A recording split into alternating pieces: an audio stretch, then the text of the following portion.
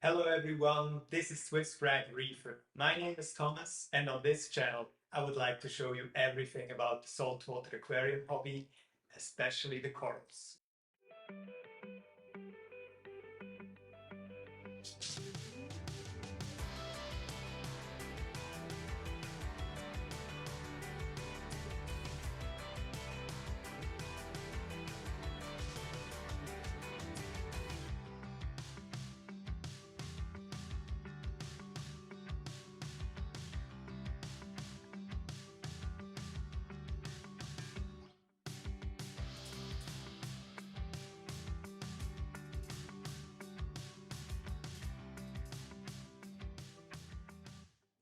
What you see here is the Sea Reefer 425 XL. It's probably my third tank I had. I had mixed feelings with the first three of them. I actually completely went out of the hobby because I was so frustrated because nothing really wanted to grow. And then here I am. It's my third or actually fourth tank. And I followed a lot of the things I was reading online and kind of things I saw on the internet. And it kind of worked. And now it's kind of growing, growing, growing. And I have a lot of frags. So if anybody of you guys are in the Nashville area and you want to pick up some nice Montipora frags, maybe hit me up with a PM.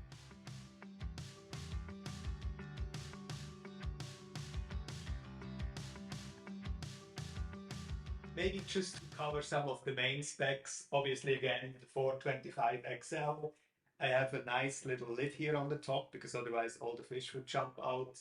For the lighting, I had in the past, I had actually a lot of different lights, including the aqua illumination. I had the the Radeon XR15, two of them on the older tank. And now for this tank, especially because I just like how RedSea has that complete package and everything kind of works together. I went with the 160S. They are super large. Um, Actually, the little power supply gets super hot on the bottom, but so I'm cooling that with a fan too. But they are phenomenal. Two of them are actually almost overkill for that size of tank, but it works out good for me. I'm running them on 80 blue, and I feel like 90 on whites because that kind of light is usually very, very blue by itself. So that's why I actually run a little bit more white than blue, as you see here.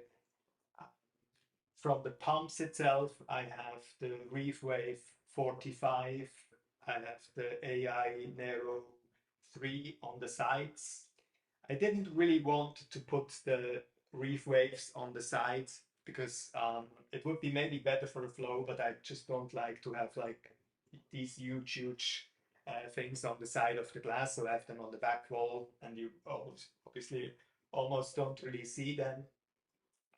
Inside, all the rock is CARIBSEA live rock, CARIBSEA live sand, and I actually started with the RedSea Reef Mature program they have. So I followed all these steps for full 8 weeks, and it actually, after a year, went to this.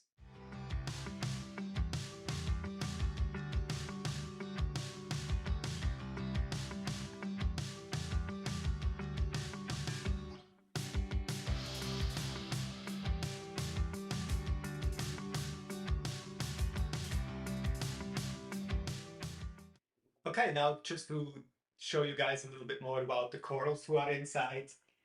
I actually had, in the past, I had like these pests inside, the Bristol worms, the little creepy little worm thing around it. Most of them are actually getting into your tank with frags, so or like colonies. You buy like bigger corals, and they have like all these worms, which is completely natural in the ocean. I just don't really like to have it too much in my tank.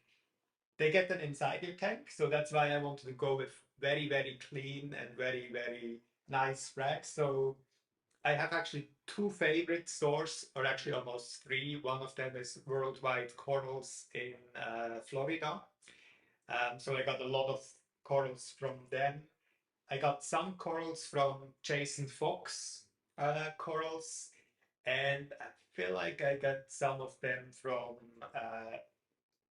Life Aquaria from the Divers Den shop, because they supposedly also quarantine the corals and everything and make sure they are clean and happy, and it kind of worked out great. I have absolutely no bristle worms, which is absolutely fantastic, and also nothing else kind of too crazy swimming around next to the fish in that aquarium. And speaking about the fish, the funny thing is when I came back into the hobby 2 years ago or maybe 1 year ago, I actually said, like, this time only corals. I don't even want to deal with the fish.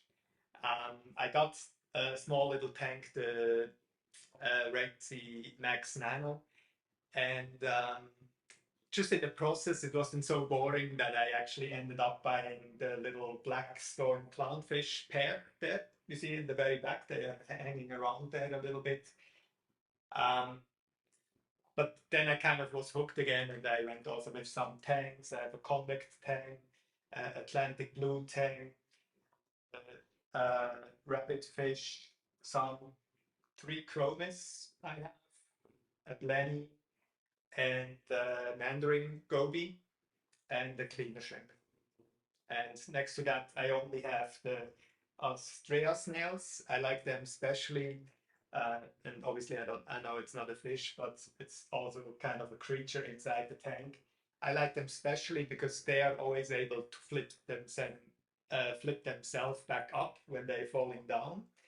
And some of the margarita snails, which are a little bit cheaper, and sometimes apparently even eat better the algae.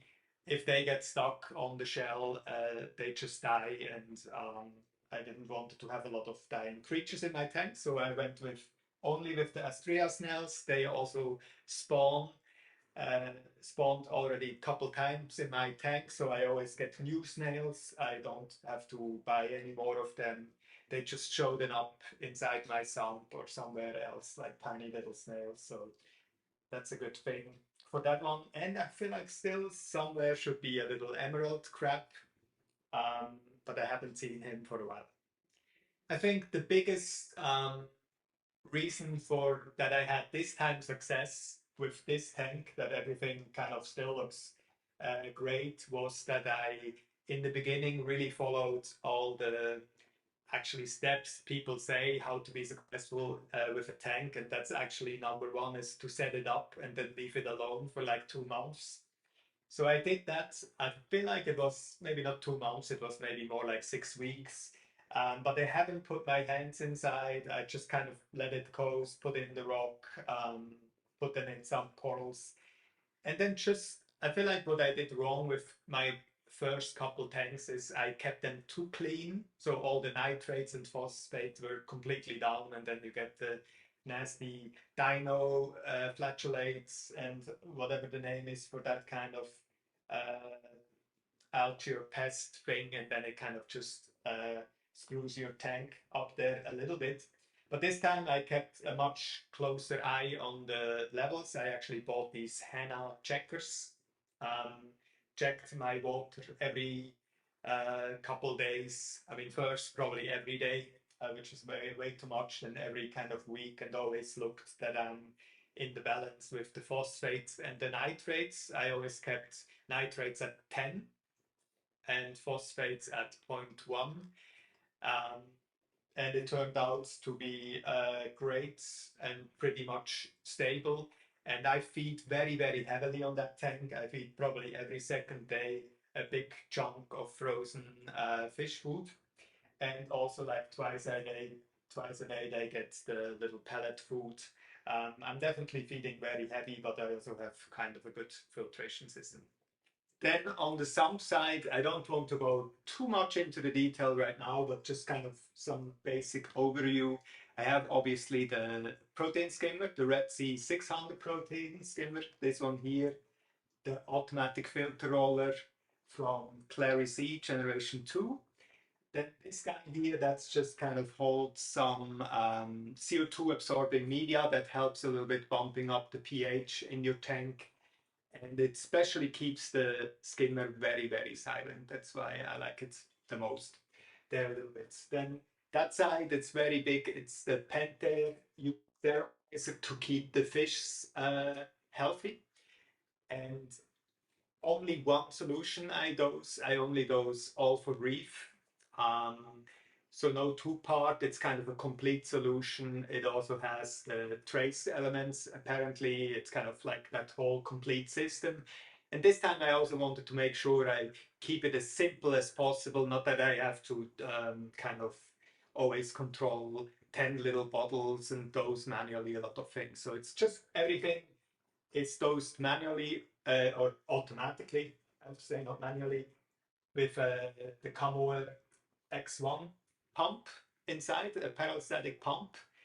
And the little reservoir here keeps the solution for almost 25 days. So every 25 days, I just have to fill that one up. I have also the Neptune Apex system, which I can monitor some of the values remotely. And especially for when I do maintenance, it just makes it a little bit simpler. Okay, I hope you like that first little overview I made about my tank. I plan to make a lot of more content and just kind of share a little bit things that really worked for me and things I feel like was hard to learn online, because I feel like everybody of us reefers, we don't go to a reefing school or something like this, most of us at least, and kind of learn the hobby that way. It's kind of reading things and watching a lot of YouTube videos in the internet and kind of just absorbing what we can. And I can just was finding out a lot of things were actually good to know. Some of them maybe didn't really make sense, but I like to share a little bit more what was really working for me and whatnot. Thank you very much for watching, and see you in the next one.